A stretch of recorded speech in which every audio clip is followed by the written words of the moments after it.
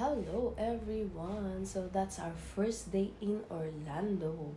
Ayan. So we are heading to the Volcano Bay Aquatic Park. Ayan. So when we arrive at the airport of Orlando, we already rented a car. Ayan. So kung pupunta rin kayo dyan, I suggest mag-rent na lang din kayo ng car. Yan, kasi madali lang naman mag-drive dyan. Puro straight lang yung road. Wala silang roundabout. So, when you have to rent a car, kailangan kuhanin nyo na lahat ng mga all-included na pati na yung toll fee kasi may mga babayaran kang toll fee. Yan. So, yan. So, yan lang guys. Yan, yun lang yung pagpunta namin ng Volcano Bay. So, bago ka makarating dyan sa park, magbabas ka na.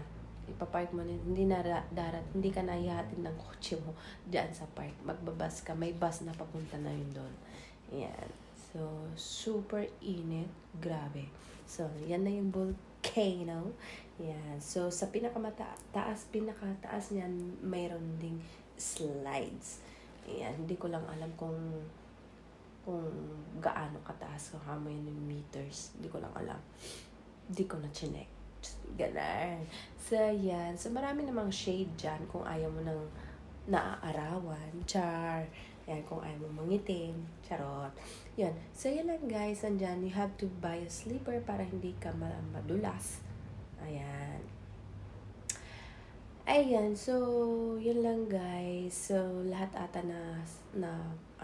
napuntahan namin dyan. Na try namin. Pero dyan di ko na try bumaba. Kasi, ayoko lang, masyado mataas. So, yun, yung mga nakita nyo nakapila doon, yun po yung slides daan sa taas. So, yan, sumakay kami dyan. Yan, sumakay kami dyan. Kaming apat, kasi pang-apatan. Pwedeng pang-limahan. Pang-apatan ata o pang-limahan. I can't remember.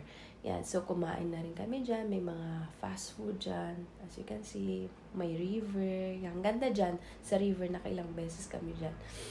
Ayan. So, ayan na. We are resting for a while dyan. Kasi, medyo pagod na kami. Kasi whole day kaming nandyan.